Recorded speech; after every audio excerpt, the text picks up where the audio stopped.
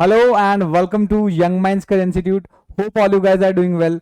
तो आज हम बात करने वाले हैं एक ऐसे प्रोटोजोन के लाइफ साइकिल के बारे में जिसकी वजह से एक बहुत खतरनाक डिजीज पैदा होता है जिसको हम स्लीपिंग सिकनेस बोलते हैं। इस डिजीज के अंदर हम देखते हैं कि जो इन्फेक्टेड पर्सन है उसके अंदर नाइट टाइम में इंसोमिनिया आ जाता है और डे टाइम में उसके अंदर स्लीपिंग डिसऑर्डर्स देखने को मिलता है और फाइनली उस पर्सन की डेथ हो जाती है। तो आज हम बात करने वाले हैं लाइफ साइकिल ऑफ ट्राइपैनोसोमा। अगर आप चैनल पे नए हैं और अभी तक चैनल को सब्सक्राइब नहीं किया है तो आई अर्ज की चैनल को सब्सक्राइब कर लीजिए, अपने दोस्तों के साथ शेयर कर लीजिए। तो डायरेक्टली मूव करते हैं अपने मेन टॉपिक के ऊपर। लेकिन उससे पहले अगर आप बीएससी जूलॉजी सेमेस्टर 1 या सेमेस्टर 2 के स्टूडेंट हैं तो आप सभी लोगों के लिए हमने अपना ऑनलाइन कोर्स डेवलप किया है जिसका प्राइस जस्ट 599 है। तो इसको एक बार जाके एप्लीकेशन पे आप चेकआउट कर सकते हैं, उसका लिंक आपको डिस्क्रिप्शन में मिल जाएगा।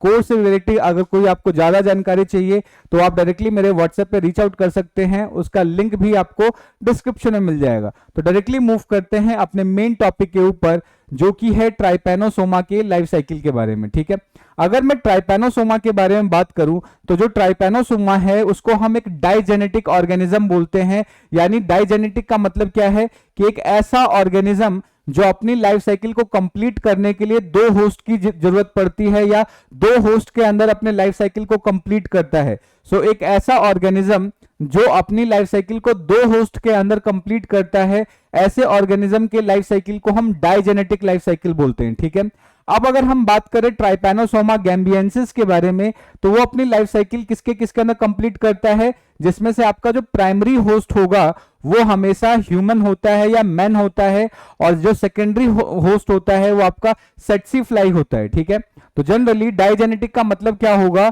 कि एक ऐसा ऑर्गेनिज्म जो अपनी लाइफ साइकिल को दो होस्ट के अंदर कंप्लीट करता हो। ठीक है, जिसमें से प्राइमरी होस्ट या प्रिंसिपल होस्ट हम किसको बोलते हैं, मेन को बोलते हैं, और जो इंटरमीडिएट या सेकेंडरी या वेक्टर किसको बोलते हैं, सेट्सी फ्लाई को बोलते हैं। ठीक है, तो ये जो आप डायग्राम यहां पर देख रहे हो ये किसका डायग्राम है, ये इस आपका सेट्सी फ्लाई का डायग्राम है। ठीक है, अभी जो सेट्सी फ्लाई है बेसिकली वेक्टर की तरफ वर्क करता है। इसके सलाइवरी ग्लैंड के अंदर क्या है, ट्राइपैनोसोमा गैम्बियंसिस प्रेजेंट होता है। ये बात आपको याद रखनी है। ठीक है, तो आज के लेक्चर में हम इसके पूरे कंप्लीट लाइफ साइकिल को समझेंगे। पहले डायग्राम्स की मदद से समझ लेंगे, उसके बाद पीपीटी की मदद से समझ लेंगे। ठीक है, अगर लेक्चर में किसी पॉइंट पे कोई डाउट बनता है या कोई सजेशन है तो आप कमेंट करके बता सकते हैं। ठीक है, तो ये बात आपको याद रखना है। उसके अलावा अगर हम बात करें, कुछ मैमल्स हैं जैसे कि एंटीलोप हो गया, पिग्स हो गया, ये क्या है, एज अ रिजर्वायर होस्ट की तरह वर्क करते हैं। ये बात आपको अच्छे से याद रखना है। ठीक है, कि ये एज अ किसकी तरह बिहेव करते हैं, रिजर्वायर की तरह बिहेव करते हैं। तो ये बात आपको अच्छे से याद रखनी होगी। ठीक है, नेक्स्ट अब हम बात करते हैं यहां पर लाइफ साइकिल ऑफ ट्राइपैनोसोमा। तो चलिए फिर स्टार्ट करते हैं लाइफ साइकिल ऑफ ट्राइपैनोसोमा के बारे में। ट्राइपैनोसोमा का जो लाइफ साइकिल है वो स्टार्ट तब होता है जब सेट्सी फ्लाई ह्यूमन को बाइट करता है। जैसे ही सेट्सी फ्लाई ह्यूमन को बाइट करेगा तो सेट्सी फ्लाई के सलाइवरी ग्लैंड के अंदर ट्राइपैनोसोमा का इन्फेक्टेड फॉर्म प्रेजेंट होता है जिसको हम बोलते हैं मेटासाइक्लिक ट्राइपोमेस्टिगोट फॉर्म। अभी जो मेटासाइक्लिक ट्राइपोमेस्टिगोट फॉर्म है बेसिकली ये ट्राइपैनोसोमा का इन्फेक्टेड फॉर्म है। ये क्या है, इसका इन्फेक्टेड फॉर्म है। और ये जनरली क्या करेगा कि ये जो सेट्सी फ्लाई है, सेट्सी फ्लाई जब ह्यूमन को बाइट कर रहा होता है उस सिचुएशन में जो सेट्सी फ्लाई का प्रोबोसिस है उस प्रोबोसिस की मदद से वो स्किन को पंचर करता है और स्किन को पंचर करते ही ब्लड बाहर निकलना स्टार्ट होगा। तो ब्लड के अंदर क्लॉटिंग ना हो जाए इसलिए सेट्सी फ्लाई के सलाइवा में कुछ एंटी कोआगुलेंट प्रेजेंट होते हैं जो उसको कोआगुलेट होने से रोकते हैं। और उसी समय क्या होगा कि ये जो इन्फेक्टेड फॉर्म है ये ह्यूमन के ब्लड के अंदर ट्रांसफर कर दिया जाता है। जैसे ही इन्फेक्टेड फॉर्म ह्यूमन के ब्लड के अंदर ट्रांसफर किया जाएगा, अब ये ब्लड के अंदर मूव करना स्टार्ट करता है। अब सबसे इंपॉर्टेंट चीज जो आपको ध्यान रखनी है कि यहां पर ये जो ट्राइपैनोसोमा का जो इन्फेक्टेड फॉर्म है या जो ट्राइपैनोसोमा है वो एक्स्ट्रा सेलुलर पैथोजन होता है। ये कैसा है, एक्स्ट्रा सेलुलर पैथोजन है। इसका मतलब क्या होगा, एक्स्ट्रा सेलुलर का मतलब है कि ये सेल के अंदर एंटर नहीं करता, सेल के बाहर ही रहता है। यानी अगर हम बात करें तो ये ब्लड के प्लाज्मा में प्रेजेंट होता है, ब्लड सेल्स के अंदर एंटर नहीं करता।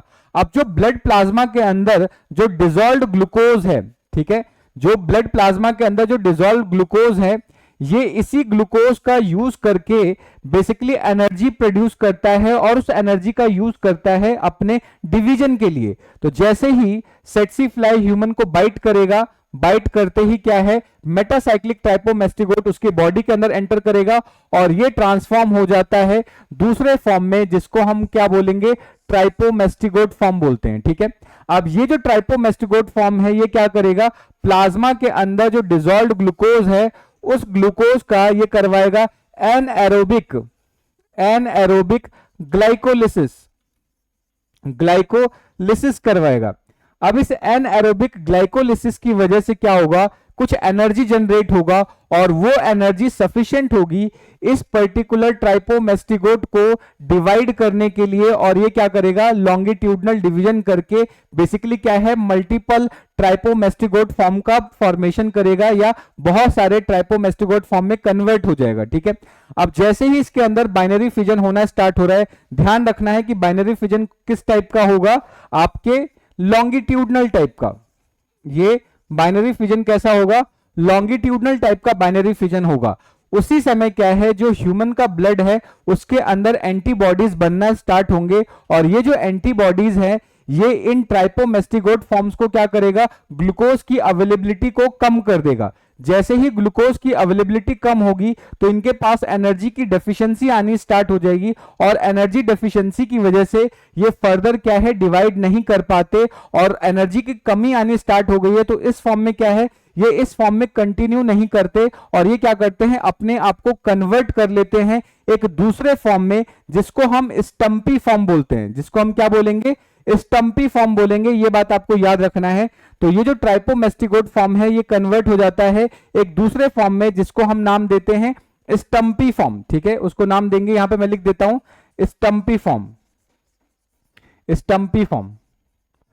अब ये जो स्टम्पी फॉर्म है इसका जो साइज है ये पहले वाले ट्राइपोमेस्टिगोट फॉर्म की कंपैरिजन में क्या होता है, कम होता है।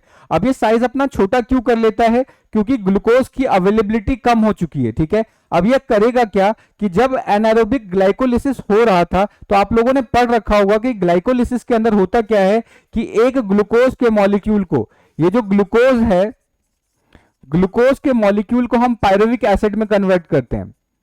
इसको किस में कन्वर्ट करते हैं, पायरुविक एसिड के अंदर।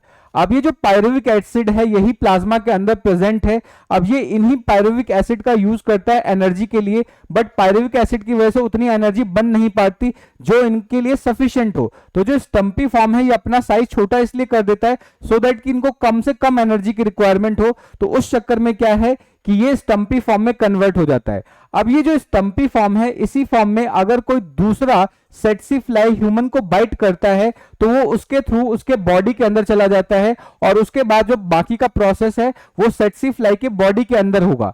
लेकिन अगर उसी समय तक अगर उसको कोई काटता नहीं, कोई सेट्सी फ्लाई, कोई दूसरा सेट्सी फ्लाई नहीं आएगा तो कुछ समय बाद क्या होगा कि ये जो स्टम्पी फॉर्म ट्राइपोमेस्टिगोट है वो उसी के ब्लड के अंदर, ह्यूमन के ब्लड के अंदर वो मर जाएगा, खत्म हो जाएगा। ठीक है, तो ये बात आपको याद रखना है। लेकिन जैसे ही मान लेते हैं कोई दूसरा यहां पे सेट्सी फ्लाई इस ह्यूमन को काटता है, इस इन्फेक्टेड ह्यूमन को काटता है, तो उस केस में क्या होगा कि ये जो स्टम्पी फॉर्म ट्राइपोमेस्टिगोट फॉर्म है ये डायरेक्टली क्या है, इसके मिडगट के अंदर एंटर करता है।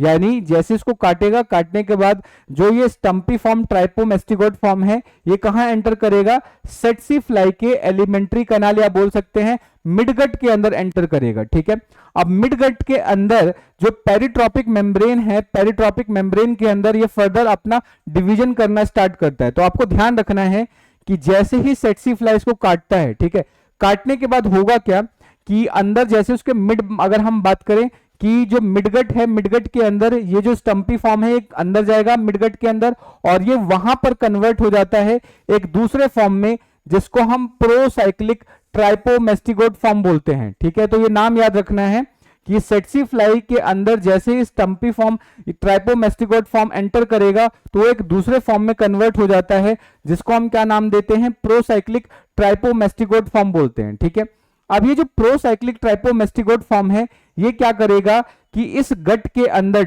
सेट्सी फ्लाई के गट के अंदर ये दोबारा से लॉन्गिट्यूडनल डिवीजन करना स्टार्ट करेगा, ठीक है।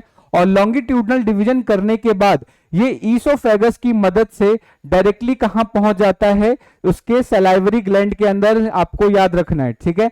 सो ये जो प्रोसाइक्लिक ट्राइपोमेस्टिगोट फॉर्म है ये डायरेक्टली कहां एंटर करता है, इसके सलाइवरी ग्लैंड के अंदर।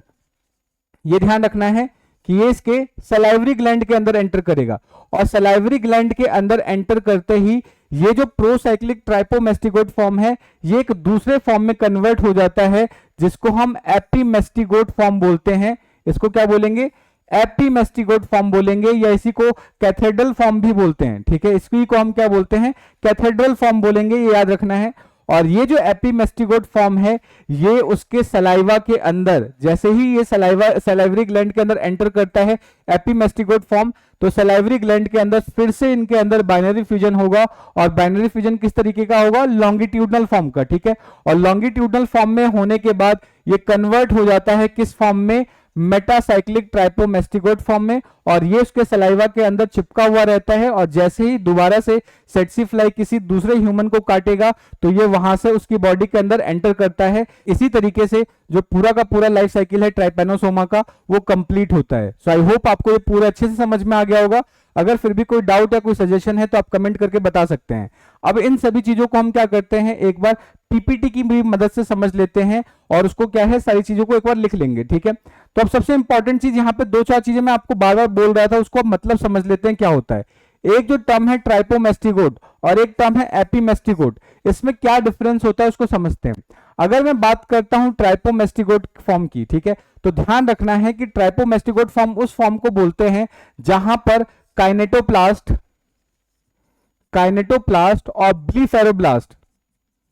ब्लीफेरोप्लास्ट ये न्यूक्लियस के पोस्टीरियर एंड में प्रेजेंट होंगे। तो देख रहे हो ये न्यूक्लियस है और बाकी यहां पे काइनेटोप्लास्ट और बीफ्लेरोप्लास्ट प्रेजेंट होते हैं। तो अगर न्यूक्लियस के पोस्टीरियर में स्ट्रक्चर प्रेजेंट होंगे तो ऐसे स्ट्रक्चर को हम क्या बोलेंगे, ट्राइपोमेस्टिगोट फॉर्म बोलेंगे, ठीक है। लेकिन अगर एपीमेस्टिगोट फॉर्म की बात करें तो यहां पे काइनेटोप्लास्ट और बीफ्लेरोब्लास्ट क्या करता है, एंटीरियर पॉइंट पे प्रेजेंट होता है, ठीक है। ये कहां प्रेजेंट होगा, यहां पर एंटीरियर पॉइंट पे प्रेजेंट होगा। तो ये डिफरेंस होता है जो आपको अच्छे से याद रखना है, ठीक है। तो अब हम क्या करेंगे, वन बाय वन पीपीटी की मदद से इनको समझ लेते हैं, ठीक है। अगर हम बात करें सेट्सी फ्लाई, जिसको हम ग्लॉसिना पाल्पेलिस भी बोलते हैं, ये क्या करता है, मेटासाइक्लिक यानी ट्राइपेनोसोमा का इन्फेक्टिव स्टेज, जिसको हम मेटासाइक्लिक ट्राइपोमेस्टिगोट बोलते हैं, उसको कैरी करता है अपने सलाइवरी ग्लैंड के अंदर। ये ध्यान रखना है। जब कोई सेट्सी फ्लाई किसी ह्यूमन को काटता है या ह्यूमन ब्लड को फीड करता है तो ट्राइपेनोसोमा को क्या करता है, उसके ब्लड स्ट्रीम के अंदर छोड़ देता है। ये बात आपको याद रखना है। जिस समय वो ब्लड बेसिकली ह्यूमन स्किन को पंचर करता है, उसी समय वो क्या करेगा, अपने प्रोबोसिस की मदद से उसको पंचर करता है और अपने सलाइवा की मदद से एक एंटीकोआगुलेंट को रिलीज करता है जो कि ब्लड क्लॉटिंग को होने से रोकता है, ठीक है। ये बात याद रखना है। अब जब इन्फेक्टिव ट्राइपेनोसोमा होस्ट के ब्लड स्ट्रीम के अंदर एंटर करता है तो उस समय क्या होगा, उसी समय वो क्या करेगा, उसके ब्लड के अंदर एंटर हो जाएगा, ठीक है। एंटर होते ही क्या होगा कि आपको ध्यान रखना है कि जो मेटासाइक्लिक ट्राइपोमेस्टिगोट फॉर्म है उसके अंदर फ्री फ्लैजिला प्रेजेंट नहीं होता, ये जैसा मैंने अभी आपको बता ही दिया। उसके बाद क्या है कि जो मेटासाइक्लिक फॉर्म है ये ट्रांसफॉर्म हो जाता है एक लॉन्ग सिलेंड्रिकल फॉर्म जिसके पास फ्लैजिला होता है, और उस फ्लैजिला की मदद से ये मूव कर सकता है, और इस फॉर्म को क्या नाम दिया था हमने, ट्राइपोमेस्टिगोट बोला था, ठीक है। अब ये जो फॉर्म है, जो लॉन्ग सिलेंड्रिकल फॉर्म है, ये फ्रीली स्विम कर सकता है क्योंकि उसके पास फ्री फ्लैजिला होता है, ये ध्यान रखना है, ठीक है। उसके बाद क्या है कि जो ऑर्गेनिज्म है वो ब्लड प्लाज्मा के अंदर प्रेजेंट होता है, ब्लड सेल के अंदर प्रेजेंट नहीं होता। इसकी वजह से इसको हम क्या बोलते हैं, एक्स्ट्रा सेलुलर, इसको हम क्या बोलेंगे, एक्स्ट्रा सेलुलर ऑर्गेनिज्म बोलते हैं, यानी ये सेल के बाहर प्रेजेंट होगा, ठीक है। ये बात आपको याद रखना है। और ये जो ट्राइपेनोसोमा है, अब इसी के अंदर क्या है, लॉन्गिट्यूडनल बाइनरी फ्यूजन करेगा, ठीक है। और बाइनरी फ्यूजन करने के लिए जो एनारोबिक मतलब एनर्जी की रिक्वायरमेंट होती है, वो एनर्जी कहां से मिलता है, एनारोबिक ग्लाइकोलिसिस की वजह से मिलती है। ये बात आपको अच्छे से याद रखना होगा, ठीक है। नेक्स्ट मेटामॉर्फोसिस की बात करें तो होगा क्या कि जैसे ही यहां पर जो एनर्जी रिक्वायरमेंट है वो एनर्जी उसको मिल रही है, उस फॉर्म में वो कन्वर्ट हो रहा है, ठीक है। लेकिन जैसे ही एनर्जी जैसे एंटीबॉडीज बनना स्टार्ट हो जाता है तो एंटीबॉडीज क्या करता है, ग्लूकोज के सप्लाई को रोक देता है, और ग्लूकोज का जब सप्लाई रुक जाएगा तो उनके पास उतनी सफिशिएंट एनर्जी हो नहीं पाएगी, जिसकी वजह से वो फर्दर डिवाइड नहीं कर पाते हैं। ठीक है, ये बात आपको याद रखना है कि जो एंटीबॉडीज हैं वो क्या करता है, वो ग्लूकोज के एब्जॉर्प्शन को रोक देता है, जिसकी वजह से जो ग्लाइकोलिसिस का प्रोसेस है ट्राइपेनोसोमा के अंदर रुक जाता है, जिसकी वजह से जो मल्टीप्लिकेशन है वो प्रोसेस भी रुक जाएगा, ध्यान रखना है। ठीक है, अब इसकी वजह से क्या है कि जब एनर्जी मिल ही नहीं रही है तब ट्राइपेनोसोमा किस में कन्वर्ट हो जाता है, एक शॉर्ट स्टम्पी फॉर्म में कन्वर्ट हो जाता है, जिसके अंदर फ्री फ्लैजिला प्रेजेंट नहीं होता, ये ध्यान रखना है। लेकिन शॉर्ट स्टम्पी फॉर्म से पहले भी क्या होता है, वो एक इंटरमीडिएट फॉर्म में अपीयर होता है, ये बात आपको याद रखना है। अब ये जो स्टम्पी फॉर्म है, ठीक है, वो क्या करता है, anaerobic oxidation of pyruvic acid, यानी उनको फर्दर एनर्जी के लिए क्या चाहिए, वो पायरुविक एसिड जो ग्लाइकोलिसिस के समय जो पायरुविक एसिड बना था वो उस पायरुविक एसिड का यूज करते हैं एनर्जी के लिए। अगर उस समय तक उसको कोई दूसरा सेट्सीफ्लाई नहीं काटेगा तो उसी समय क्या है, ह्यूमन के ब्लड में उनकी डेथ हो सकती है। ठीक है, लेकिन जैसे ही कोई दूसरा सेट्सीफ्लाई ह्यूमन को काटता है तो वो इस स्टम्पी फॉर्म में ही क्या होगा, सेट्सीफ्लाई के मिडगट के अंदर एंटर करता है। ठीक है, लेकिन यहां पर एक और चीज है, relapse of infection. Relapse of infection का मतलब क्या है, कुछ सेट्सीफ्लाई थोड़े से इंटेलिजेंट होते हैं, वो क्या करते हैं कि जिस एंटीजन की वजह से जो ह्यूमन का बॉडी एंटीबॉडीज बना रहा था वो उस एंटीजन को ही बदल देते हैं ब्लड के अंदर।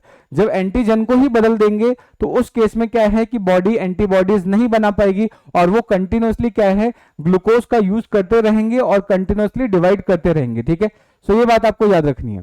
सो क्या होगा, so long the cylinder trypanosoma do not transform, उसके बाद क्या है, they change the blood antigen to evade existing host antibodies, यानी क्या करेगा, वो एंटीजन को ही बदल देते हैं, जिसकी वजह से एंटीबॉडीज नहीं बन पाएगी और वो कंटिन्यूअसली ग्लूकोज का यूज कर पाएंगे और कंटिन्यूअसली अपने आप को मल्टीप्लाई करते रहेंगे। ये बात आपको याद रखना है। ठीक है, अब क्या होगा, स्टम्पी फॉर्म में, जो ये स्टम्पी फॉर्म है उस फॉर्म के अंदर वो क्या करेगा, सेट्सीफ्लाई उसको इनगल्फ करता है, खाता है। ठीक है, अब जैसे ही सेट्सीफ्लाई के अंदर स्टम्पी फॉर्म आता है, अब सारा प्रोसेस क्या है, मिडगट के अंदर, सेट्सीफ्लाई के मिडगट के अंदर होना स्टार्ट होगा। ठीक है, सो ये क्या है कि infected person blood consumed by the tsetse fly, उसके बाद क्या है, जो fly ingest short stumpy form of the pathogen, उसके बाद क्या होगा कि जो स्टम्पी फॉर्म है वो कंटिन्यू मतलब अपना डिवीजन करना स्टार्ट करता है, किसके अंदर, वेक्टर के अंदर, ये बात आपको याद रखना है।